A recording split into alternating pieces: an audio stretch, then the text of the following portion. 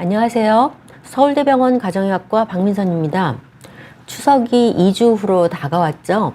오늘은 명절 건강관리 5가지만 기억하세요 라는 주제로 함께 생각해 보도록 하겠습니다. 우선 명절하면 맛있는 음식이 많고 또 쉬시면서 생활이 좀 불규칙해지기 때문에 체중 증가하는 거에 대한 걱정이 많으실 것 같아요. 그래서 우선 체중 증가를 줄이려면 당일은 어떻게 해야 될까? 많은 것들을 알고 계셔서 사실은 명절 때 체중 때문에 많은 방송 프로그램 이런 것들이 있어서 실제로 많이 알고 계실 텐데 알면서도 잘 실천하지 못하는 경우가 많아서 다시 한번 짚고 넘어가려고 합니다. 배가 부르지 않아도 열량이 굉장히 많고 혈당을 많이 높일 수 있는 게 우리가 이제 흔히 먹는 음식 중에서 식혜류, 또 탄산음료 같은 음료수, 또 그 밖에 단 음료들이 있겠습니다. 그래서 이 음료를 먹게 되면 열량 때문에 살이 찌는 것도 또 문제가 되기도 하지만 이 음료를 간에서 대사하고 이러는데도 힘이 들기 때문에 자꾸 처지게 돼요. 이런 거를 주로 많이 먹으면 식사를 좀 하고 싶지 않은 생각이 들기도 하고요. 제때. 그래서 우선 음료수를 첫 번째 조심해야 되고요. 두 번째로는 잘 아시다시피 음주가 문제가 되겠죠. 음주를 많이 하게 되면 포만감을 잘 못 느끼기 때문에 음식을 많이 먹어도 잘 모르게 돼요. 그래서 음주 안 하실 수 있으면 가장 좋고요. 하신다고 하더라도 우선 얼마를 먹을 거를 딱 정해놓고 하시면 더 좋을 것 같습니다. 세 번째로는 아무래도 제가 3끼니 식사를 매일매일 규칙적으로 하자 하고 얘기를 하기는 하지만 열량 높은 거를 3끼니를 먹게 되면 살이 찌지 않을 수가 없습니다. 그래서 만약에 아침에 차례 지내고 그 다음에 음식을 좀 많이 드셨다면 점심은 조금 4-5시간 후에 드시기는 드시되 고형식으로 드시기는 드시되 조금 간편하게 드시면 좋겠고 저녁은 너무 늦지 않게 일상 식사를 하시는 것처럼 아침 저녁은 조금 간단하지 않게 또 점심은 조금 간단하게 또 경우에 따라서는 아침 점심을 제대로 저녁은 조금 간단하게 하는 식으로 한 끼니쯤은 조금 간단하게 드셨으면 좋겠습니다. 간단하다는 거는 밥 반 공기에 나물 같은 거 드시는 어르신들도 있을 수 있고요. 또 어떤 분들은 과일에다가 약간의 같이 먹을 수 있는 것들을 조금 같이 드시는 거 이 정도 될 수도 있겠습니다. 어쨌든 한 끼니 열량 정도는 한 300-400 정도의 칼로리를 맞춰서 아침 저녁을 조금 700-800 정도로 많이 먹었다고 하더라도 하루 종일 먹는 거는 그렇게 많지 않게 조금 조절을 하셨으면 좋겠고요. 네 번째로는 아무래도 고열량 음식 섭취가 많아서 열량이 높은 거는 조심하셔야 되겠죠. 송편 5개, 6개쯤 되면은 300칼로리쯤 됩니다. 그러니까 밥 한 공기가 300칼로리, 아주 큰 공기가 300칼로리고요. 그냥 일반적으로 식당에서 나오는 거 또 햇반 하나는 200칼로리 정도 되거든요. 그러면 송편 5개면 굉장히 칼로리가 높은 거죠. 근데 그만큼의 배부름은 없거든요. 그래서 송편에 겉에 바르는 참기름 이런 거 줄이실 수 있도록 노력하고 많아도 2-3개 이상 드시지 않을 수 있도록 조금 조정하셨으면 좋겠습니다. 그리고 사실은 고기류 섭취가 열량이 가장 높을 것으로 생각하시기 쉬운데 물론 갈비는 열량이 높죠. 기름진 부분이 많아서요.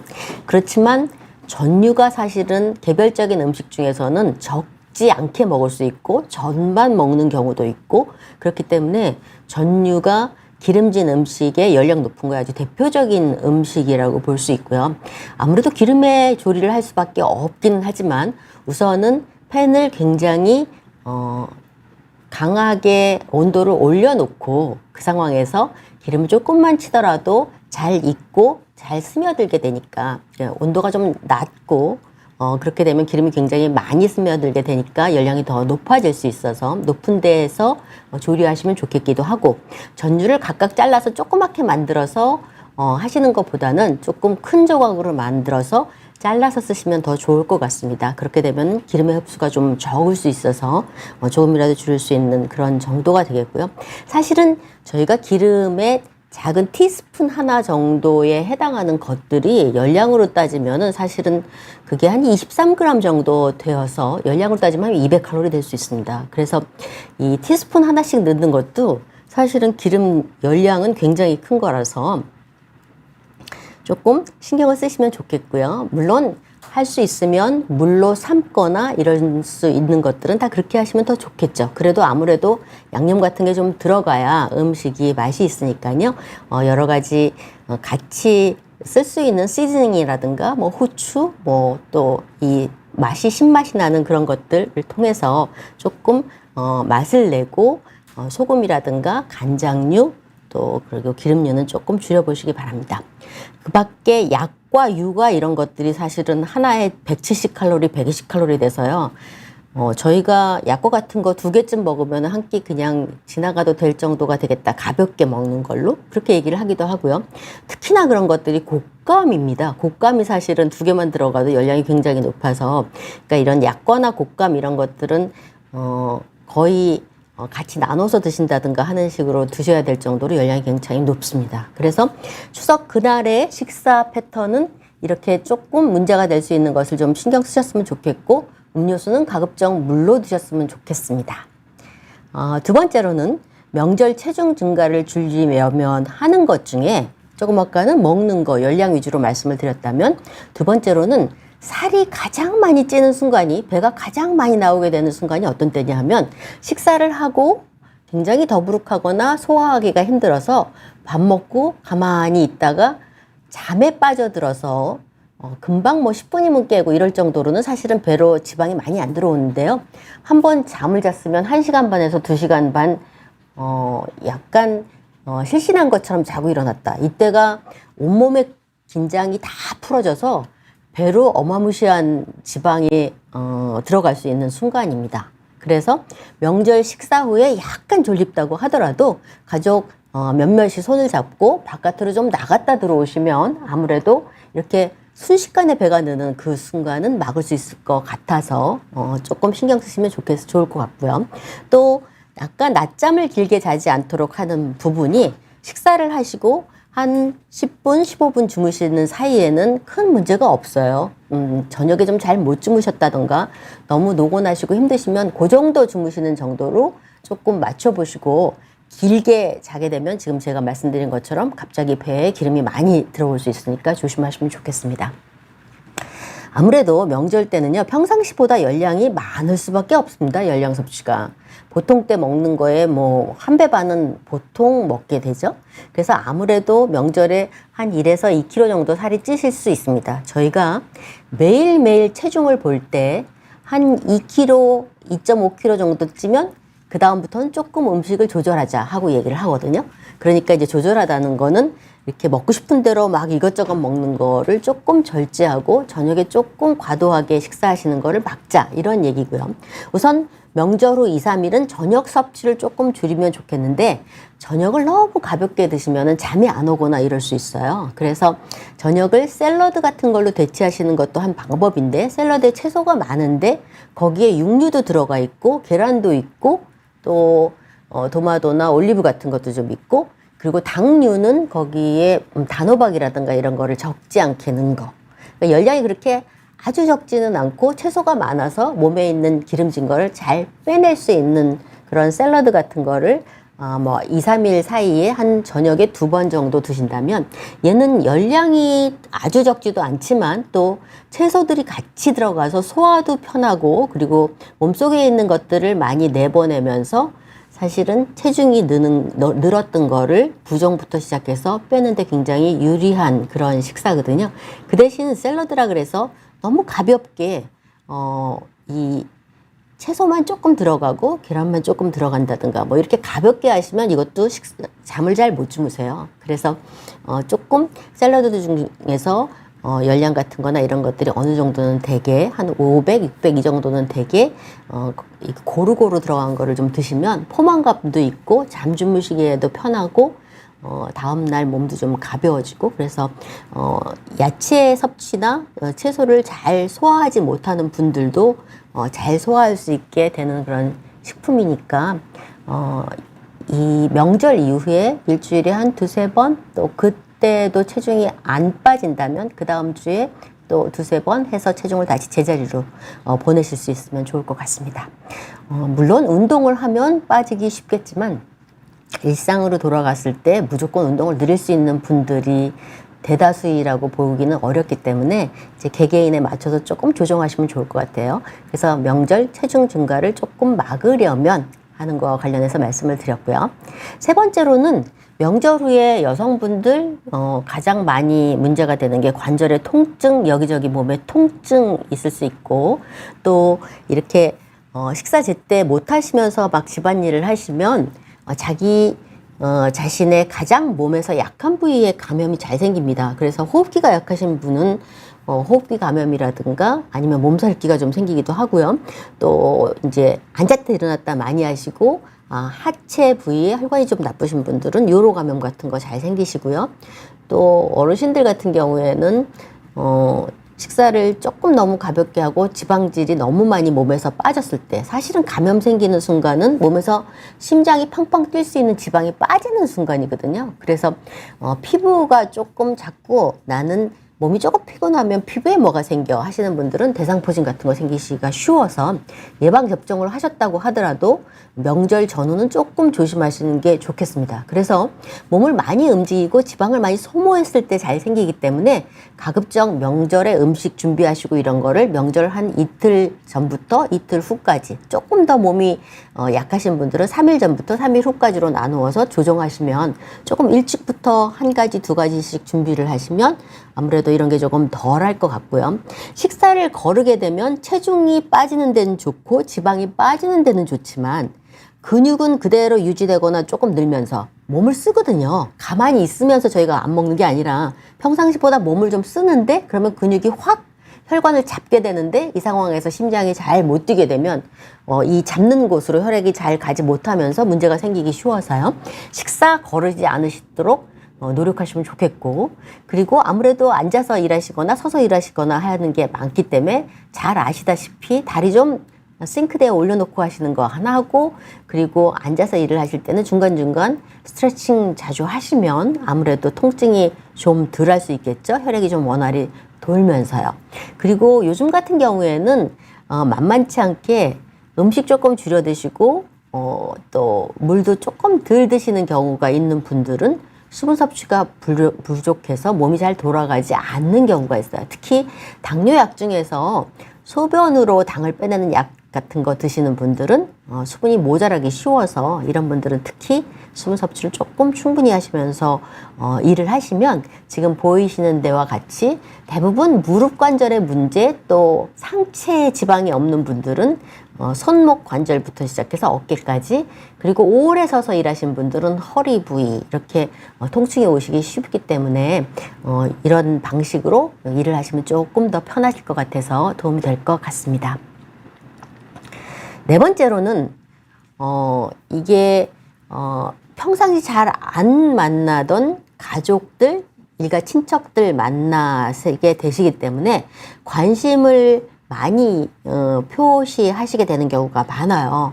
그래서 취업에 관한 문제라든가 뭐 살이 쪘네, 살이 빠졌네 등등, 또 결혼은 언제 하니, 또 출산, 이런 거에 대한 언급들을 하시는 거는 조금 피해야 하실 거인 거 다들 아시죠?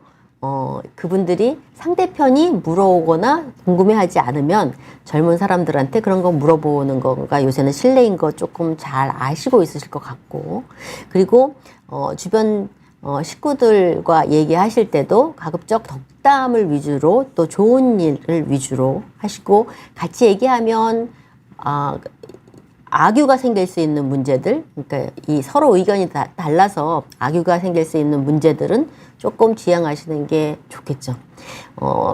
명절 때에는 여자분들은 몸을 많이 써서 힘들어서 감정적으로 이렇게 완락하시거나 조금 우울해지시는 경우가 있고, 사실은 명절 시작하기 전부터 조금 불안해지죠. 내가 그 일하기 힘들까봐, 힘들고 나서 나중에 병 걸리면 어떡하나 등등으로 불안해 하시는 분들이 있고, 체력이 약하신 분들은요. 또 젊은 친구들은 어르신들 만나는 게 조금 어려워할 수도 있고, 또 남자분들은 또 같이 모이셔서 얘기하시다가 또 의견이 다른 분이 있을 수 있어서 감정 관리하시기가 조금 어려운 순간이 생길 수 있었어요. 그래서 어쨌든 육체적으로 무리가 되는 순간에 감정 컨트롤이 어려우니까 2, 3일 전부터 일 나누어 하시자고 했고, 할 수 있으면 주변 친척과 나누어 하시는 것도 한 방법이고, 서로 잘 합의가 된다면 또 이전보다는 구매할 수 있는 방법이 많아졌기 때문에 직접 해야 할 것과 구매해야 할 것을 잘 나누어서 나이 들으실수록 직접 사는 거를 좀 더 느리는 방향으로 하시는 게 현명하실 것 같아요. 또 식사하시는 거를 어느 정도 조금씩 챙기시는 게 우선 첫 번째 중요하고요. 중간중간 아무리 간식을 먹어도 위와 장이 비면 몸이 잘 돌아가지 않아서 편안한 얼굴로 일하기 어렵습니다. 그렇지 않아도 처음 일은 편안하게 시작했는데 시간이 지나면 지날수록 몸이 힘들어서 얼굴이 조금 딱딱해지기 쉬운 때이거든요. 이런 때일수록 우선 식사는 어느 정도 챙기시고, 그리고 중간중간 단 과일이나 이렇게 몸 바깥으로 많이 빠져나가고 열량이 적은 뭐 도마도라든가 뭐 참외라든가 이런 것보다는 포도나 뭐 이런 것으로 해서, 사과 이런 거로 해서 조금 몸으로 잘 들어가는 음식으로 과일을 드시면 좋겠고, 그것도 여의치 않으면 단 초콜릿이라든가 몸을 많이 움직이니까 사탕 같은 거로는 조금 모자랄 수 있거든요. 그래서 몸을 움직이시는 때에는 단 거를 살짝 드셔도 걔가 당 대사를 크게 흔들지 않습니다. 오히려 안 먹으면 지쳐갖고 몸이 잘 안 돌면서 당 대사가 또 나빠지니까, 몸을 많이 움직이고 지칠 때에는 중간중간 단순당을 섭취해서 바로바로 쓸 수 있는 연료를 넣어주시면 조금 지쳐서 식은땀이 나려고 그럴 때 이런 순간을 다 막을 수 있어서 조금 편안하게 일하시기가 좋아질 것 같아요. 어쨌든 같이 만나셔서 기쁨은 나누면 두 배라 그러고 슬픔은 나누면 반감된다 그러죠. 그래서 좋은 일이건 안 좋은 일이건 이제 서로 안 좋은 일이라도 최근에 나쁜 일이 생겨서 가족이 같이 그런 경험하고 겪어서 이제 이겨내고 있는 일이라면 이제 어르신들 돌아가신 것도 있을 수 있고요. 그런 것들은 1년 이내에는 저희가 편하게 얘기하고 같이 울고 하는 것들이 도움이 된다고 생각하거든요. 그러니까 최근에 안 좋은 일이 있으셨다고 하더라도 옛날 얘기나 이런 거 같이 하시면서 나누시면 훨씬 슬픔도 반감되고 좋을 것 같습니다. 5번째로는 아무래도 명절 후에 편안한 분들이 그렇게 많지는 않아요. 이제 연세 드신 분들, 특히 원래 이렇게 체구가 좋고 힘이 좋으신 분들 말고 나이가 들어가면서는 아무래도 조금 무리하면 힘들어지는 게 일상이라서요. 그래서 명절 후 증후군을 예방하기 위해서는 지방에 내려가시다 오시는 분들, 이런 분들도 뭐 요새는 다 그렇게 하시지만 반나절이나 하루 정도 일찍 귀가해서 휴식하시는 게 좋겠고, 두 번째로는 가급적 이런 그 일 같은 걸 하고 가족들과 만났더라도 일상 스케줄과 비슷하게 생활하면 더 좋겠습니다. 일어나야 될 때 일어나고 자야 될 때 자고 식사 시간도 규칙적으로 맞출 수 있도록 노력하면 몸이 그렇게 컨디션을 흔들지 않거든요. 그리고 아무래도 조금 쉬거나 리듬이 좀 깨진 상태에서 출근하시면 조금 피곤하실 수 있어서 그날 과로나 과식은 좀 피하시고, 그리고 건물 밖에 자꾸 나가셔서 환기를 하셔서 몸이 제대로 돌아갈 수 있게 해주시면 명절 후의 증후군도 쉽게 예방하실 수 있을 것 같습니다. 지금까지 추석을 조금 앞두고 어떻게 준비하고 하면 좋을까 하는 것에 대해서 체중 이외에 가족들이 같이 모여서 하는 감정관리, 또 명절 후에 문제가 안 생기게 이렇게 관리하면 좋겠다 하는 의견을 드렸습니다. 이 강의는 여기까지 하고요. 이제 여러 분들이 물어보시는 것들에 대한 답변을 드리도록 하겠습니다. 아버지가 당뇨가 있는데 명절이 되면 항상 더 신경 쓰게 됩니다. 명절에 어디 가시나요? 하고 물어보셨네요. 집에 있습니다. 제가 첫째 며느리입니다. 그리고 아버지가 당뇨가 있는데 명절이 되면 항상 더 신경 쓰게 됩니다. 어떤 것들을 좀 더 조심하면 좋을까요? 하셨습니다. 아버님의 당뇨가 어떤 패턴인지 또 나이가 어떠신지에 따라서 조금 다르겠습니다. 나이가 75, 80 되시면 음식 종류가 완전히 단 것 쪽으로 치중되지만 않는다면 아주 많이 드시지는 않아요. 아주 많이 들기는 사실 어려워요. 아무래도 근데 그래도 좀 조심해야 될 거는 면류가 사실 당을 굉장히 많이 올리거든요. 그 밥의 2배 정도 올리는 것 같아요. 그래서 면류만 먹지 않도록 하는 거 조심하는 게 좋겠고요. 조금 좋지 않은, 당이 좋지 않은 음식이라고 하더라도 그거를 많이 드시지만 않으면. 그러니까 나는, 곶감을 좋아하는데 곶감을 먹지 말라면 어떻게 하냐 뭐 이렇게 얘기하시면 곶감을 조금 줄여 드시고 채소나 뭐 다른 종류 단백질류나 이런 거랑 같이 드시는 거죠. 곶감은 식사 후에 드시지 말고 식전에 드신다든가 아니면 식사 후 2시간 사이에 드시면 상대적으로 당 오르는데 조금 안전할 거고요.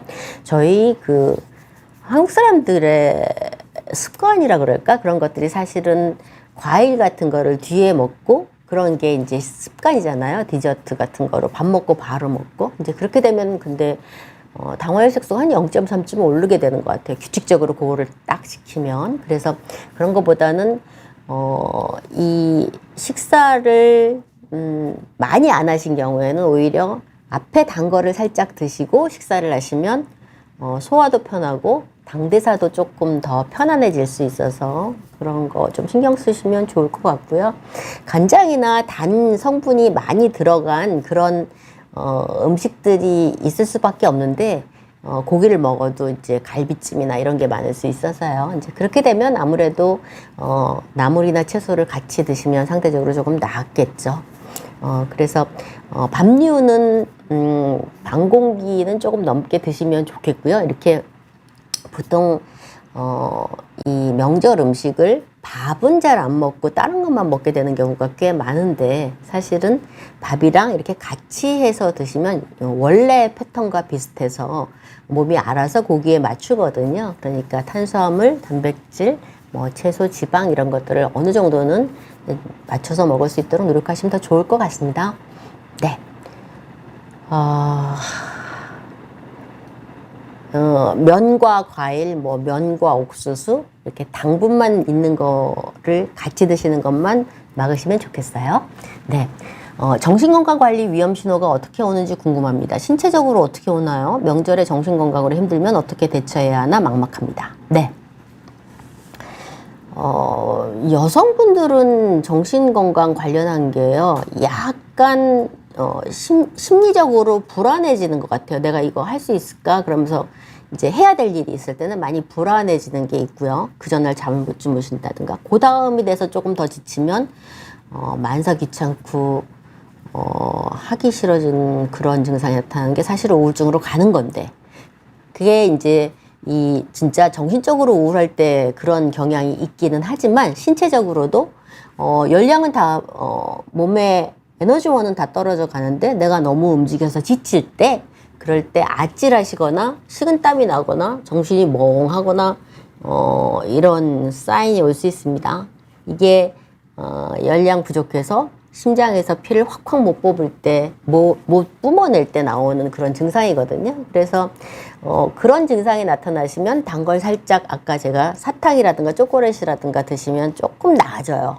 그래도 몸을 많이 움직이시면 아무래도 단 것만으로는 조금 부족할 수 있어서 약간 견과류라든가 이런 걸 같이 드시면 좋겠긴 하지만 어쨌거나 바로 쓸 수 있는 연료는 당입니다. 그래서 그때는 단 걸 좀 드시는 거를 권유드리기는 해요. 네. 힘들죠. 이제, 나이가 들어서 힘든 거예요. 그냥 내가 이게 하기 싫어서가 아니라요. 이게 오는데 내가 힘들어서, 이걸 못하면 어떡하나, 내가 짜증내면 어떡하나. 여자분들은 좀 이렇게 다운되고 신경질 짜증내는 경향이 있고, 남성분들은 기분이 좀 불안정하고 안 좋아지면서 화를 못 참거나 남의 말을 끝까지 못 듣거나 그런 경향들이 있어요. 그래서 내가 약간 남의 말 듣기가 어렵고 중간에 이제 못 참겠다 이러면 힘든 거예요. 그러니까 그럴 요인이 없었을 때 누가 나를 스트레스를 주지 않았을 때 그런 신호가 오면 뭔가 연료를 찾아 드셔야지 되는 순간이긴 합니다. 네. 제 생각에는 그렇게 하시면은 잘 넘기실 수 있을 것 같아요. 그 대신 이제 어느 순간이라도 내가 이거 못할 것 같고 누구는 이렇게 했는데 나는 하기 싫고 뭐 이렇게 생각하시면 답이 없어요. 어차피 오는 거니까 그냥 어떻게 잘 잘 이렇게 견뎌보자, 잘 긍정적으로 견뎌보자 하는 거 하나하고, 또 몸이 너무 힘들면 주변에 있는 내 자녀들, 남편한테 신경질 내기 전에 요거는 좀 해줬으면 좋겠어 하고 미리 얘기를 하시거나 중간중간 도와달라고 도움을 요청하는 거가 한 방법입니다. 그게 말을 어떻게 하느냐, 이쁘게 하느냐, 그런 거에 굉장히 영향을 많이 받아요. 네. 자, 그 다음에는 명절 음식이지만 밥에 대해 궁금합니다. 아침 저녁으론 집에서 현미밥을 먹고 점심이나 부득이하게 가끔 저녁까지 밖에서 먹을 경우엔 일하거나 누구 만나서 같이 먹을 땐 탄수화물로 면이나 식당 공깃밥 하루에 한 끼는 괜찮을까요? 가끔은 저녁까지요. 물론 괜찮습니다. 네, 저도 아침은 집에서 먹고 나오기 때문에 잡곡밥을 먹지만요. 점심 저녁은 흰밥 먹어요. 바깥에 나오니까 할 수 없죠. 음식점에 흰밥밖에 없는데 제가 잡곡으로 만들어 달라 그럴 수는 없거든요. 어디서 햇반을 들고 갈 수는 없죠. 그래서 그럴 경우에는 너무 걱정하시지 마시고 반찬을 다양하게 해서 드시면 조금 더 좋을 것 같습니다. 너무 걱정하시지 않아도 또 이렇게 당이 올라가거나 이런 순간이 있어도 그 다음에 또 약간의 근력 운동을 한다던가 그럼 또 떨어지거든요. 그러니까 길게 운동하시는 건 시간을 내야 되지만 명절 때 조금 불편한 걸 먹었어. 그러면은 그 다음에 약간 근력을 쓰는 밴드를 하신다든가 다리 스트레칭이나 뭐 이런 다리를 가지고 하는 근력 운동이나 이런 거 좀 하시면 도움이 될 것 같습니다. 저는 체중은 적게 나가는데요. 체지방이 완전 표준 이상으로 나옵니다. 이럴 때는 어떤 운동을 해야 될까요? 네, 여자분이신 것 같죠? 남자분은 사실은 체중 적게 나가는데 체지방 많으신 분 거의 없습니다. 네, 체지방이 이렇게 늘어나는 거는 사실은 지금 연세가 어떻게 되는지 모르겠는데 젊은 나이에는 식사를 거르거나 단백질 같은 걸 별로 안 좋아하시거나 하면서 앉아 있는 시간이 많거나 어떨 때 조금 먹다가 좀 많이 먹고 지쳐서 이렇게 가만히 있게 되는, 몸이 천천히 돌아가는데 많이 열량이 들어갔을 때 지쳐서 몸은 이렇게 순환이 느려졌는데 쓰지를 잘 못하는데 열량 높은 게 들어가서 그렇게 되는 경우가 많고요. 이럴 때는 운동을 어떻게 해야 할까요? 하는 거에 이제 첫 번째가, 운동도 중요하지만 물론 유산소 운동 하시면 좋고 사실은 체지방의 문제라면 뛰는 게 꽤 괜찮아요. 살을 빼는 데 있어서 가장 좋은 운동은 사실은 뛰는 거긴 합니다. 물론 처음에 당을 많이 쓰게 되긴 하겠지만 어쨌든 걸었다 뛰었다 하는 운동을 하는 게 하나 좋고요. 길게 하시기 어렵다면 가장 중요한 거는 어느 순간에도 이렇게 축 처지지 않는 거. 이렇게 축 처지게 되면 그때 지방이 확 들어오거든요. 아까 제가 음식 많이 먹고 이렇게 한두 시간 자게 되는 경우가 있다고 그랬잖아요. 지쳐갖고. 그 이전에 별로 안 먹고 막 활동하다가 음식 많이 먹고 그냥 확 뻗어버리는 순간이요. 그때가 많이 체지방이 느니까 그 순간을 안 만드시는 게 중요할 것 같습니다. 네. 그 다음에 여보세요 그러셨네요. 아침에 샐러드 많이 먹고 계란 후라이 2개, 호밀빵 100% 버터 발라 먹고 우유 먹고, 점심은 2시에 귀리 커뮤트, 현미 섞은 유부초밥 5개, 사과 반개, 요거트 부추전 조금 먹었습니다. 운동은 일주일에 2번, 필라테스 50분, 헬스장은 매일 러닝머신 속도도 빨리 40분, 스쿼트 60개 이렇게 하고 저녁에 동네 30분 빠른 걸음으로 걸어도 그 다음날 보면 100g도 빠지지 않는 거는 왜 그럴까요? 네. 그 지방만 100g 빠지기가 쉽지 않아요. 이제 하루하루 어떤 날 조금 내가 잘한 것 같아. 그랬을 때 지방으로 한 100이나 200g 빠져도 200g 빠지는 일이 거의 없습니다. 체중이 오락가락 하는 데는 근육이 왔다 갔다 하는 거, 근육이 주는 거 하나 하고요. 부었다가 부종이 빠지는 게 하루하루 오락가락 하는 거에는 제일 커요. 그래서 지금 그냥 체중계를 재시면 근육 늘고 지방 조금 빠졌다. 이럴 때는 체중이 똑같아지는 거죠. 그러니까 환자분은 이제 정확하진 않아도 체지방, 체성분을 같이 재는 그런 체중계 있거든요. 그거를 보시면 좀 더 잘 파악하기 쉬우실 것 같아요. 그리고 보면은 소변을 좀 많이 보셨을 때 200g 정도 빠지는 데도 있고 조금 봤을 때는 100g 빠지기도 하고 그래서 물이 왔다 갔다 하는 거에 영향을 굉장히 많이 받거든요. 그래서 한번 그런 것들을 보시면서 근육량, 지방량 왔다 갔다 하는 걸 보시면서 생각을 해보면 좋을 것 같고요. 지금 얘기하시는 걸로 봐서는 젊은 분 같거든요. 젊은 분은 사실은 음식 많이 먹고 적게 먹고에 그렇게 영향을 많이 안 받아요. 아주 걸러 먹고 이러지 않으면. 지금 뭐 다양한 것을 드시고 있으신데 그거에 의해서 영향을 아주 심하게 받지 않거든요. 여성분이면 너무 안 먹으면 고강도 운동할 때 좀 빠지기는 하지만 근육이. 남성분은 그렇게 큰 영향이 없을 것 같고요. 네. 해피바이러스님 뵈면 헬스장에서 하는 근육 운동은 너무 재미가 없어서 지속적으로 못하겠습니다. 어떤 운동 추천해 주실까요? 같이 하는 거가 좋죠? 테니스, 배드민턴, 뭐 여러 사람이 같이 하는 거. 골프도 좋고 그 다음에 춤은 재밌어서 할 수 있는 그런 것 중에 하나라서 좋고요. 같이 하시면 더 좋을 것 같기는 하고 그렇지 않으면 뭐 음악의 리듬에 맞춘다든가 그런 것도 좋겠죠. 사실은 헬스장에서 근육 운동이 재미있긴 사실 어려워요. 어느 정도 이제 그거 운동을 워낙 좋아하시고 거기에 또 근육 붙이는데 재미가 좀 생기기 시작하면 모를까 일반적으로 사실은 재미가 좀 없긴 하죠. 지속적으로 하기보다 이거저것 바꿔서 하시면 더 좋을 것 같고요. 근육을 늘리는 거에는 모르지만 근육을 유지하는 데는 똑바른 자세로 지내는 거. 헬스장에서 근육 운동을 했더라도 집에 와서 밥 먹고 누워있는다 그러면 근육 잘 유지가 안 돼요. 그래서 이 지탱하는 근육이 딱 서 있을 수 있도록 좀 지탱하시는 시간이 많은 거. 얘가 근육이 빠져나가지 않게 하는데 굉장히 중요합니다. 피부암 통키님 어떤 방송을 봤는데요. 야채만 먹는 채식 식단만 먹으면 절대 좋지 않다고 봤는데 고기든 밀가루든 뭐든 골고루 다 먹는 게 좋을까요? 이 식사는 사실은 다양한 걸 먹으면 좋긴 한데요. 이제 젊었을 때는 다양한 거 먹는 게 좋고요. 시간이 지나면 내가 이 식사를 먹었을 때 소화가 더부룩하고 힘들거나 그 다음날 붓는다던가 뭐 이러면은 그거를 잘 감당을 못하는 거기 때문에 내가 먹고 편한 거를 드시는 게 좋아요. 근데 채식만 하시거나 육류만 먹는다던가 이런 거는 당연히 지양하시는 게 맞고 근데 이제 저희 감정 컨트롤 하는 데 있어서 특히 신체 활동이 많으신 여성, 남성 모두는 섬유질을 많이 식이섬유를 많이 먹는 게 중요한데 그게 통곡물이랑 과일, 채소거든요. 그래서 대부분의 사람들은 그런 것들을 어느 정도 하루 먹는 거에 한 끼니 먹는 거에 3분의 1 이상 먹으면 좋겠지만 여성분들 중에서 육류를 먹어야만 소화할 수 있는 분들이 좀 있어요. 과일이나 채소를 잘 소화 흡수 못하는 사람. 이 사람들은 열량을 어느 정도 맞춰 먹을 수 있을 정도로 좀 양이 많았을 때는 과일이나 채소를 조금 줄이면 변으로 다 빠져나가지 않고 컨디션 난조를 보이지 않게 되기 때문에 여성분들이 조금 많이 먹을 때에는 야채를 조금 줄여 먹는, 채소를 좀 줄여 먹는 게 좋겠지만 전반적으로 다양한 음식을 먹는 건 좋겠고요.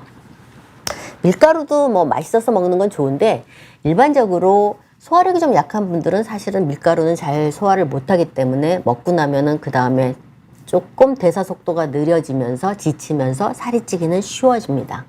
그래서 고기보다 사실은 밀가루류 우리나라 사람들이 밀에 익숙한 몸을 아직은 안 가져 있기 때문에 쌀에 익숙해 갔고요. 그래서 밀가루를 자주 드시는 거는 조금 적절한지는 모르겠지만 좋아하시면 다양한 거를 그냥 같이 좀 섞어서 드시면 큰 무리는 없을 것 같습니다. 젊은 분들이시라면요. 네. 일본은 후지산, 내 책상은 휴지산. 재밌으시네요. 네. 저녁에 또 가족들이 모여서 야식을 먹는데 그나마 살 덜 찌는 메뉴 추천해 주세요. 헐, 네.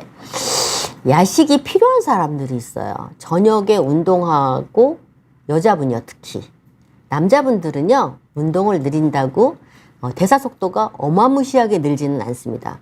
체구가 작은 사람들이 조금 더 혈액의 순환이 빨라요. 근육이 적기 때문에 이 저항이 적은 거죠. 피가 돌기에. 그래서 여성분들 중에 마른 분들이 신체 활동이 늘어난다. 그렇게 되면 저녁에 운동하신 다음에는 간식을 드시는 게 좋겠는데 저희가 보통 바나나 하나 먹으면 80에서 100칼로리거든요. 그래서 그런 거 나쁘지 않다 그러고, 제가 아까 샐러드 얘기할 때 다양한 거 조금 들어가게 샐러드를 드시는 것도 한 방법이고요. 근데 그땐 좀 기름진 음식을 먹고 싶어 하시는 분들이 또 있어요. 하여튼 채소랑 같이 드시게 되면 그렇게 크게 문제가 안 되니까 포만감 유지가 돼서 또 잠도 오고요. 그래서 같이 드시면 그렇게 드시면 좋겠고, 한 가지를 드신다면 과일, 뭐 포도 3분의 1 송이, 반 송이, 또 바나나 뭐 이런 거 드시면 잠 주무시는데 조금 좋으실 것 같아요. 열량 그렇게 크지 않아서요. 식탐 많은 콧물 여왕님은 당뇨병 환자에게 할 명절 선물 뭐가 좋을까요? 음식으로 주시려고 하시나요? 글쎄요. 이제 당뇨병 환자들한테 건강기능식품을 얘기하시는 건가 보죠?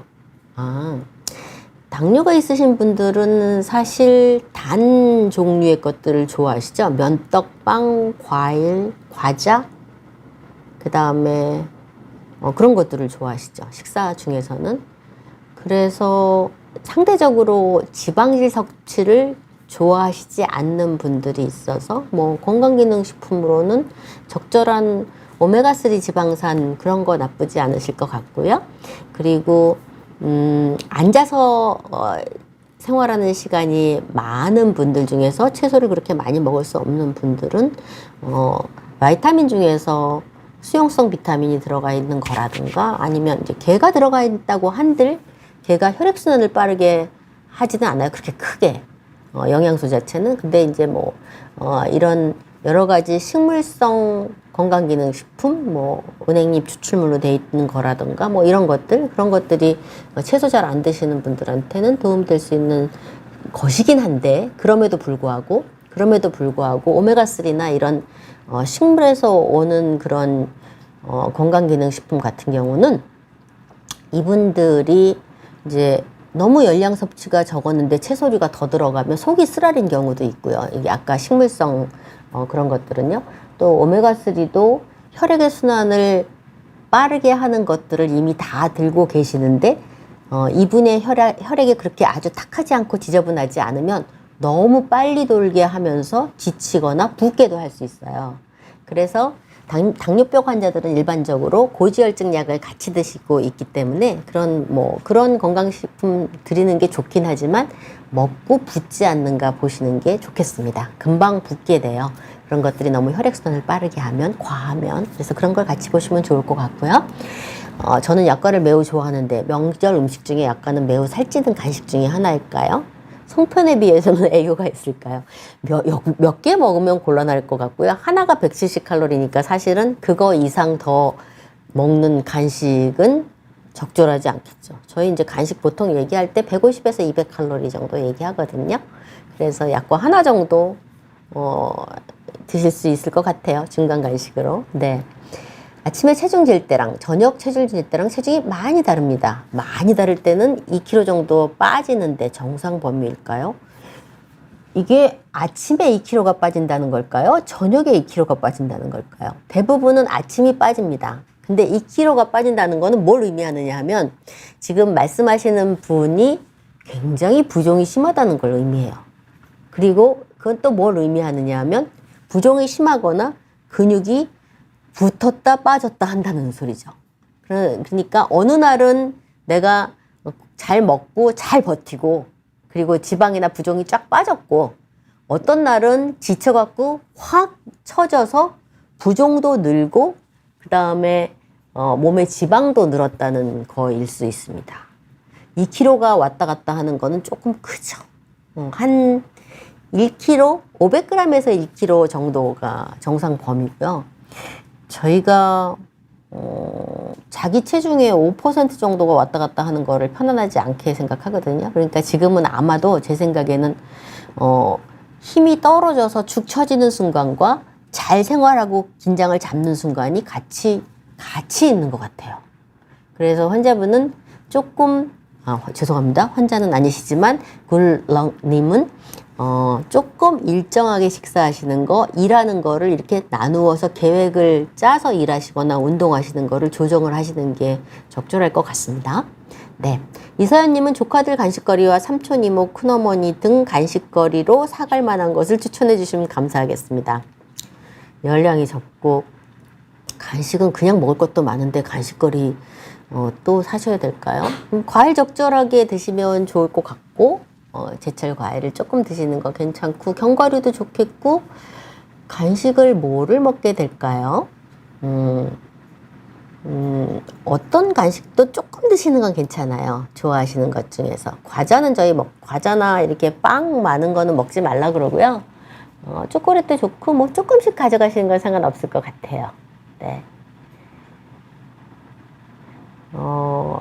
그분이 뭐를 먹어야 되는 건가에 따라서 달라서 정확하게 한마디로 얘기하기 조금 어렵겠네요. 네. 급바 다이어트라고 급하게 찐 것을 빼는 방법이 조금 다르다고 하던데 맞나요? 급하게 찐 것이 이게 지방이 쪘을까요? 부종이 생긴 걸까요? 어떻게 체중이 급하게 늘었을까요? 아무래도 급한 시기 빠르게 체중을 빼려면 한 끼니 정도는 열량이 굉장히 적게 하거나 계속 굶으셔야죠. 급하게 뭐를 살을 뺀다 그러면은 뭐 저녁 식사를 바나나 정도의 우유 정도만 먹는다든가 이렇게 똑같이요. 규칙적으로 똑같이 그렇게 하시면 빠집니다. 그걸 그 대신 길게 하지 말고 잠깐의 간격으로 하시는 게 좋겠죠. 네. 근데 근육이 빠질 수 있는 가능성은 충분히 있습니다. 네. 엔젤님, 교수님은 여성 호르몬제를 오랫동안 복용하며 혈액이 걸쭉해진다는데 그럼 호르몬제는 계속 복용하면서 혈액을 묽어지게 하는 약을 함께 복용하면 안 되나요? 네.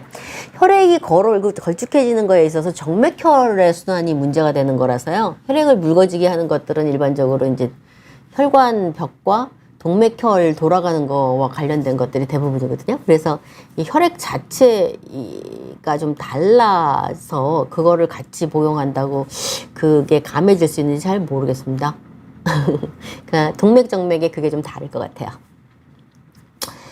가정의학과에서 청량기 관리해 주시나요? 명절이 걱정됩니다. 검진에서는 보통 쥐 나오는데 운동을 너무 안 해서 문제라고 하고 정신건강은 위험신호라고 하네요. 혼자 하기는 쉽지 않은데 대학병원 가정의학과에서 도움받을 수 있을까요? 무기력감이 장난 아닙니다. 무기력감이 과하시면 운동만 하시면 올라오는데요. 정신건강은 위험신호라고 하는 게 뭘까요? 우선은 약간 몸이 힘들어서 증상이 나오고 걱정이 많이 되고 이런 게 하나 있을 수 있고요. 또 하나는 아무것도 하기 싫고 뭐 의욕이 없고 이런 게 있을 수 있고 행동도 늦어지고 잠도 못 자고 세 번째로는 누가 나에 대해서 얘기하는 것 같아 이런 정도 되면 그거는 가정의학과가 아니라 정신건강의학과에 가셔야 될 정도의 위험입니다.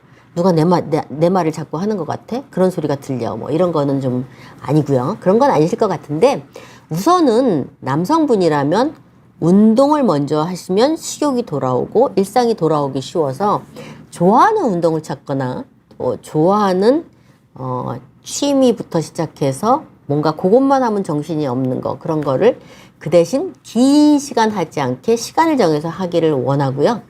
정신이 딴 데 집중되면 자유로워지니까요. 그 대신 움직이는 거하고 가만히 있는 거하고가 좀 섞여야 되겠죠. 네. 사람이 정신건강 문제에 있어서 스트레스를 관리하는 데 있어서 인지기능 치료에 두 가지 관점이 있어요. 첫 번째로는 상대편이 내 마음에 안 들고 막 어떤 상황이 마음에 안 들면 내가 어떻게 돌이키거나 어떻게 노력하면 고칠 수 있는 거는 조금 노력을 해보고요. 잘 생각을 해서 스텝 바이 스텝으로. 근데 이거는 내가 어떻게 할 수 있는 일이 아니야. 해도 안 되네? 그럼 받아들여야 돼요. 그 부분은. 그냥 저거는 내 혹처럼 내가 지니고 있는 혹처럼 그냥 그거는 옆에다 살짝 밀어두고 그건 그렇지 뭐. 그러면서 같이 살 수 있도록 받아들이셔야 되는 게 하나 있고 또 하나는 그건 내 마음에 안 드는데 나는 뭐가 있어. 나는 이거는 재밌고 이거는 잘해. 그것만 생기면 이제 그게 자기 직업이면 더 좋겠죠? 어쨌든 그것만 생기면 게임 셋입니다. 감정 관리의 스트레스 매니지먼트에서는요. 이제 그 다음에 사람들과의 관계라든가 이런 건 또 다른 얘기죠. 그건 또 다른 얘기지만 어쨌든 어느 순간이건 그래? 너는 그렇게 생각하는구나. 그런가 보지 뭐 하고 넘길 수 있는 거. 그건 그래야 돼, 저건 저래야 돼. 이거를 조금 내려놓는 거죠. 두 번째로는 난 이게 재밌으니까 난 이걸 할래. 그러면은 끝입니다. 그래서 정신건강의 그 부분은 그렇게 좀 생각을 하시면 좋겠고, 나머지는 운동부터 시작하시면 좋겠습니다. 젊은 분이라면. 명절 걱정하실 거 없어요. 살이 하던 대로 계속하면 계속 찌지만, 조금 그랬다가도 2, 3일 주의하면 또 다시 또 제자리로 돌아오고요. 또 조금 그런 때가 있고, 저조차도 제가 뭐 어떻게 먹어, 어떻게 해. 그러는 저조차도 어떨 때는 지쳐갖고 이렇게 얼굴이 이렇게 될 때도 있고요. 나이가 들면 그렇게 되는데, 어떨 때는 또, 정상적으로 또 내려올 때도 있고 그렇습니다. 그래서, 그런 것들을 무리를 안 하면 좀 덜 그러는데요. 레귤러하게 생활을 하고 무리를 안 하면 좀 덜 그러는데, 저희는 스케줄이 그렇게 좀, 여유가 있지는 않은 것 같아요. 나이 대비. 그래서 어쨌든 받아들이고, 그런 날은 그런 거고, 그 다음에 좀 안 그럴 수 있도록 노력하거든요. 그래서 그렇게 생각을 하시면서 왔다 갔다 하시는 게 일반적으로 누구나 다 그렇게 하고 지내요. 그러니까 너무 걱정하지 마세요. 피부암 통키 선생님께서도 평소 영양제 챙겨 드시는지 궁금합니다. 저는 비타민, 미네랄 같은 영양제는 안 먹습니다. 아마 칼슘 좀 부족할 거라고 생각합니다. 요즘에는 제가 생각을 좀 바꿔서 예전에는 육류 많이 먹고 그리고 열량을 좀 많이 먹고 어떻게 버텨보려고 그랬습니다. 간식을 별로 안 좋아하고 단 걸 안 좋아해서요. 근데 요즘에는 조금 더 식사가 소화하기 편한 걸로 육류를 좀 줄였습니다.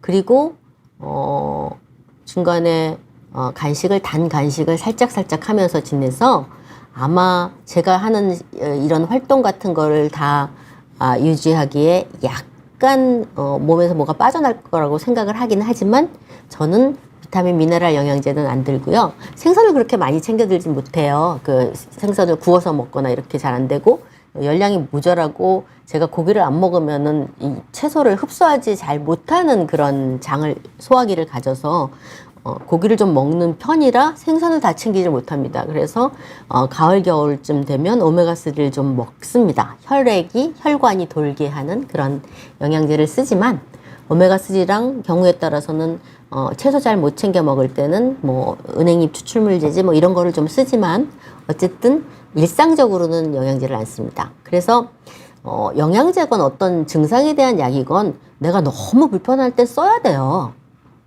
내가 소화가 안 돼 지금 힘든데 뭐더러 소화제를 안 먹겠습니까? 그리고 운동을 하고 먹는 걸 다시 조절해서 제자리로 가면 이제 그 다음에 소화제를 끊는 거죠. 그리고 영양제도 내가 지금 좀 부족한 것 같은데 얘가 도움될 것 같아? 그러면 잠깐 드실 수 있지만 계속 드셔야 되는 연령도 있죠. 한 85세 넘어가면 제가 소화제를 그냥 드리기도 하거든요. 소화를 잘 못하시는 어르신들이요. 순간의 중풍이나 이런 거를 예방할 수 있기 때문에 그냥 드려요. 그런데 젊은 연령 또 뭐 한 50대까지는 그런 거 좀 없어도 영양제 없어도 식사로서 충분히 하실 수 있어서 영양제는 꼭 권유드리지는 않아요. 이렇게 어쩔 수 없이 못 먹는 부분이 있으면 좀 챙기시는 것도 나쁘진 않습니다. 네, 이서범님 뵐게요. 제가 밥 먹을 때 오이, 고추랑 생양추, 상추 이런 걸 꼭 꺼내서 같이 먹는데 양파를 하루에 기본 제 주먹만한 그릇 2-3알 먹는데 한 달에 양파 15kg 먹는 것 같은데 혹시 탈날까요? 탈났으면 환자가 이서범 군이 이상했겠죠. 탈났으면. 네.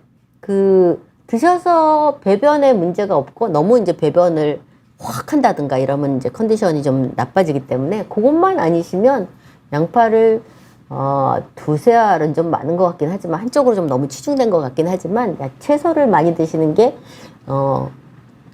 많이 움직이고 음식을 많이 먹는 잘 먹는 사람들은 채소를 많이 먹는 게 훨씬 도움이 된다고 혈관 건강에 도움이 된다고 돼 있어요. 그래서 괜찮으실 것 같아요. 네.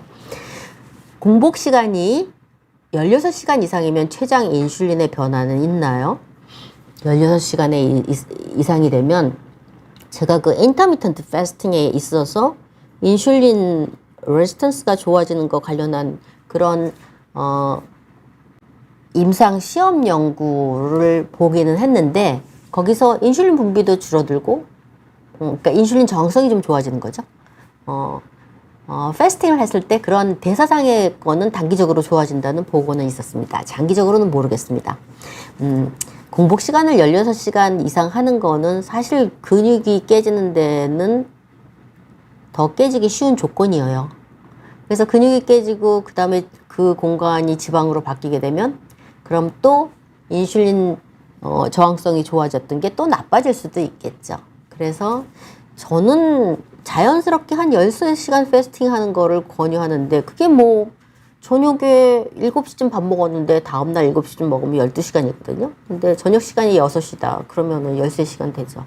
자연스럽게 음식을 그때그때 제대로 먹고 중간에 제대로 먹고 밤에 안 먹으면 13시간 패스팅 됩니다. 그래서 그렇게 하시는 게 어떨까 싶습니다. 제 생각에는. 네. 이제는 질문이 없으신가 봐요. 아이고, 오래 했네요. 오늘은 여기까지 하겠습니다. 함께 해주셔서 감사합니다.